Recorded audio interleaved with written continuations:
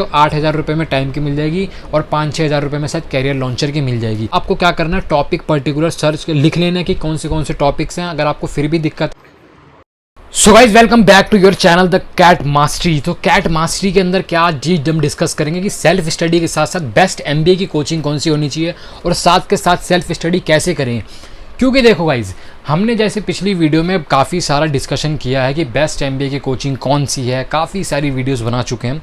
काफ़ी सारी तो नहीं, मतलब 4-5 वीडियोस अप्रॉक्सीमेटली बन चुकी होगी।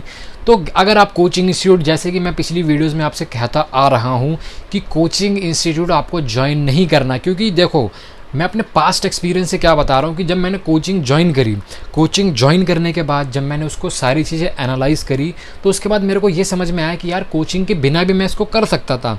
बट मैंने ये दिमाग लगाया कि कोचिंग अगर मैं करता हूँ तो मेरे को एक डायरेक्शन दिख जाएगी, एक रास्ता दिख जाएगा, एक कंपटीशन पता लग जाएगा और मैं कहाँ स्टैंड करता हूँ, सारी चीज़ें आइडेंटिफाई और एनालिसिस हो जाएगा। तो उसके बाद क्या आता है कि सीन की जब मैंने कोचिंग करी, उसके बाद ऐसा लगा कि मैं खुद कर सकता हूँ। तो वही चीज़ मैं आपको भी दिखा रहा हूँ, वही मैं आपको पोर्ट्रेट कर रहा हूँ कि आपको कैसे अपनी खुद में घर बैठ के सेल्फ स्टडी के साथ साथ आपको अपना ऐसा स्टडी प्लान बनाना है कि जिसके अंदर आप कैट के पेपर के अंदर 99 परसेंटाइल लेके आ सकते हो। सो गाइस, बात करूँ मैं कि आपको कोचिंग इंस्टीट्यूट कौन सी सबसे बेस्ट है, वो लास्ट में मैं डिस्कस करूँगा कि अगर आपको फिर भी समझ नहीं आ रहा तो कौन सी कोचिंग इंस्टीट्यूट आपको ज्वाइन करनी है, वो लास्ट में हम डिस्कस करेंगे। उससे पहले बात करते हैं कि स्टडी प्लान कैसा होना चाहिए अगर आप कोचिंग इंस्टीट्यूट ज्वाइन नहीं कर रहे हो। सबसे पहली चीज़ तो कि अगर आप कोचिंग नहीं ज्वाइन कर रहे हो तब भी आपको फ्री लेक्चर्स तो लेने पड़ेंगे।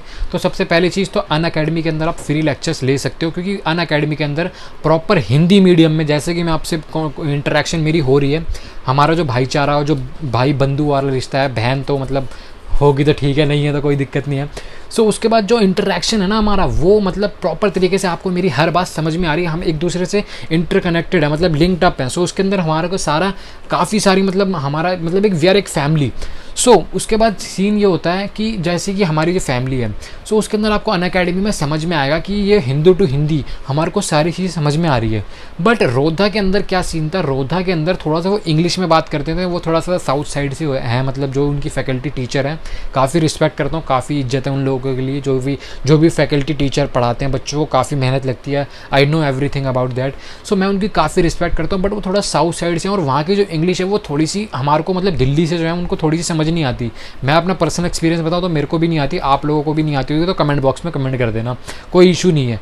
सो वो उनकी थोड़ी सी इंग्लिश होता था पैटर्न, सो मेरे को वहाँ से थोड़ा समझ में नहीं आया। तो उसके बाद मैं अनअकैडमी में गया, वहाँ मेरे को फ्री लेक्चर्स देखने को मिले। सो फ्री लेक्चर्स की मैं बात करूँ तो कहाँ से आप ले सकते हो, फ्री लेक्चर्स के अंदर देखो 2-3 फैकल्टी हैं। जैसे क्वांट्स की मैं बात करूँ तो क्वांट्स के रौनक सर हैं, काफ़ी अच्छा पढ़ाते हैं। उसके बाद एक रमन सर हैं, उन दोनों में आपको जज करना है कि कौन सा काफ़ी ज़्यादा अच्छा पढ़ाते हैं। और इनका आपको पेड लेक्चर्स नहीं लेने हैं, इनके फ्री लेक्चर्स सारे मिल जाएंगे, पर्टिकुलर टॉपिक पे आप स्टार्ट करोगे तो वो मिल जाएंगे। तो मैं बात करूँ सबसे पहले कि स्टार्टिंग कैसे करनी है। देखो स्टार्टिंग आपको बेसिक स्ट्रॉन्ग होना चाहिए, कॉन्सेप्ट क्लियर होने चाहिए। अगर कुछ समझ नहीं आ रहा, कुछ भी समझ नहीं आ रहा, स्टार्टिंग पे आप गूगल पे सर्च मारो कैट का सिलेबस क्या है। सिलेबस है VRC DILR क्वांट।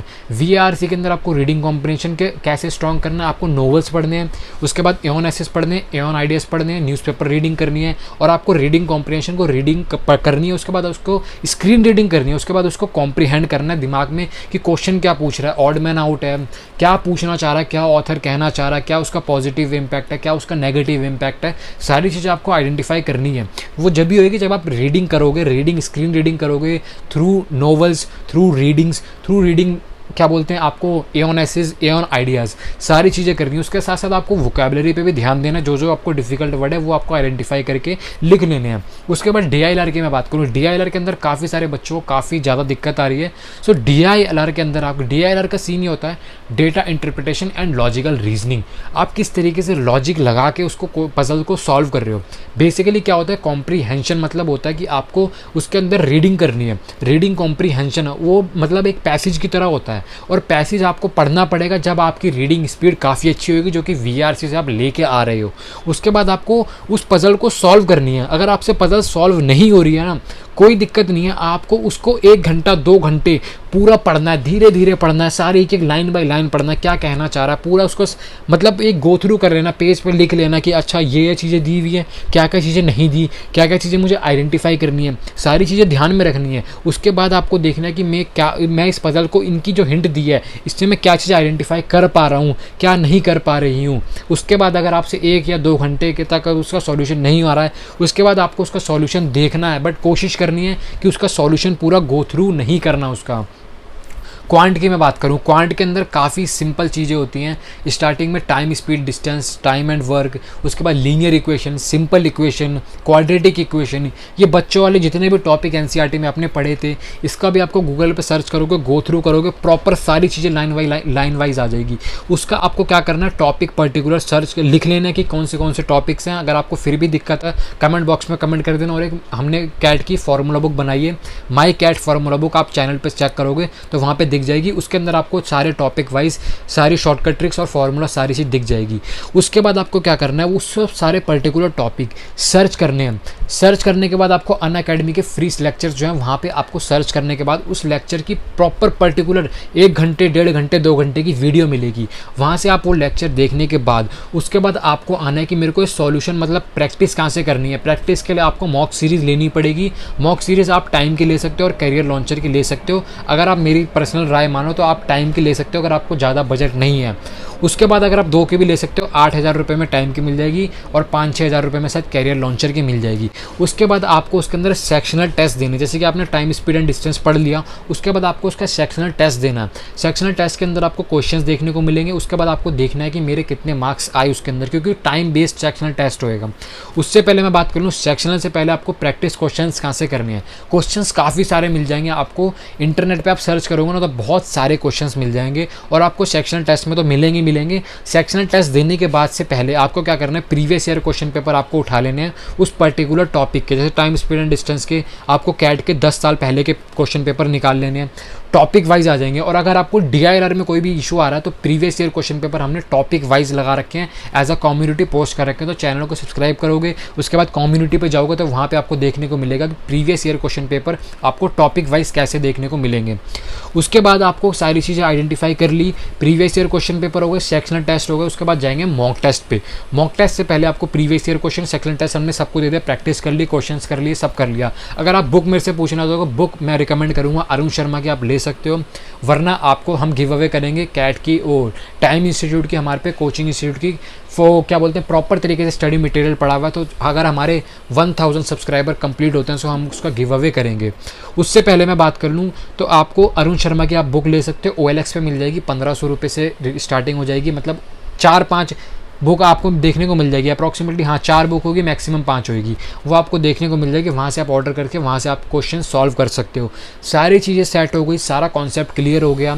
और उसके बाद मैं बात करूँ कौन सी फैकल्टी से आपको लेनी, जैसे कि हमने क्वांट की डिस्कस करी थी, रौनक सर और रमन सर। उसके बाद उसके इंग्लिश के अंदर हमें देखने को मिलेगी रितु दिदोरिया मैम है, वो आपको पढ़ाएंगी VARC। और उसके बाद एक मैम और है, वहाँ से आप देख सकते हो, जो मेरे को पर्सनल अच्छी लगी थी, मैं उनके बारे में आपसे बात कर लेता हूँ। उसके बाद DILR के अंदर आशीष सर हैं, उनसे अच्छी LRDI कोई मेरे को नहीं पता था कि कोई पढ़ा सकता है, बट उनका पढ़ाने का तरीका काफ़ी अच्छा है। ये 4 फैकल्टी हैं, इससे आप पढ़ सकते हो अपना फ्री के लेक्चर्स और फ्री में आप अपनी प्रिपरेशन स्टार्ट कर सकते हो। तो ये थी हमारी स्ट्रैटेजी जो आप लोग एनालिसिस कर नहीं पाते, क्योंकि जब मैंने कोचिंग स्टार्ट करी थी तो मेरे को भी समझ नहीं आता कि क्या सिलेबस है, क्या चीज़ें हैं। सो अगर आपने यहाँ तक वीडियो देख ली होगी तो आपको सारी चीज़ें समझ में आ गई और अगर आपको अपना नेक्स्ट टारगेट और नेक्स्ट गोल दिख रहा होगा तो आप अगर यहाँ तक आ चुके हो तो अपने भाई को भी थोड़ा सा प्यार दो, सपोर्ट करो चैनल पे और सब्सक्राइब करो। और अगर हाँ गाइज, अब बात करते हैं कि आपको कौन सी MBA की कोचिंग इंस्टीट्यूट आपको ज्वाइन करनी चाहिए। ये तो था सारा free lecture, free study material का सारा सीन मैंने आपको समझा दिया। इसको साइड में रख के बात करते हैं, अगर फिर भी आपको कोचिंग ज्वाइन करनी है तो मेरी तरफ से कोचिंग तो वैसे मैं सपोर्ट किसी को नहीं करता हूँ, बट आप iQuanta पे जा सकते हो। और इलाइट ग्रिड्स को मैं अभी सपोर्ट नहीं करूंगा, क्योंकि मैंने iQuanta पे अभी सर्च करी है, एनालिसिस उसी पे किया है। तो iQuanta मेरे को काफ़ी सारी कोचिंग इंस्टीट्यूट से अच्छी लग रही है। iQuanta versus time versus elites grids, next video में हम शायद इसको लेके आएंगे, अगर आप कमेंट बॉक्स में कमेंट करते हो। अगर हमको वीडियो पे क्या बोलते हैं 300 कमेंट्स, वैसे तो मुश्किल है बट उम्मीद पे दुनिया कायम है, 300 कमेंट्स और उसके बाद 500 लाइक्स अगर वीडियो पे देखने को मिलते हैं, सो हम इसके बाद नेक्स्ट वीडियो लेके आएंगे जिसके अंदर हम कंपैरिजन दिखाएंगे इलाइट्स ग्रिड्स, आई क्वांटा वर्सेस टाइम, तीनों में सबसे बेस्ट कौन सी है। सो मेरे हिसाब से इस वीडियो के अकॉर्डिंगली आप आई क्वांटा पे शिफ्ट कर सकते हो। दिस इज आवर वीडियो, मिलते हैं नेक्स्ट वीडियो में। Till then bye bye, take care and hard work bro. अगर कोई भी क्वेश्चंस और क्वेरीज हैं तो कमेंट बॉक्स में कमेंट कर सकते हो, कमेंट बॉक्स हर किसी के लिए खुला है। इंस्टाग्राम पे फॉलो कर सकते हो द मयंक मेथड, वहाँ पे हम फिटनेस से रिलेटेड स्टफ्स लेके आते रहते हैं। और हमारे दूसरी फैमिली भी है द मयंक मेथड यूट्यूब पे, वहाँ पे आप सब्सक्राइब कर सकते हो। वहाँ पे हम फिजिक्स बोल रहे हैं, फिजिकल एक्टिविटी और फिटनेस से रिलेटेड स्टफ्स लेके आते हैं। मिलते हैं नेक्स्ट वीडियो में।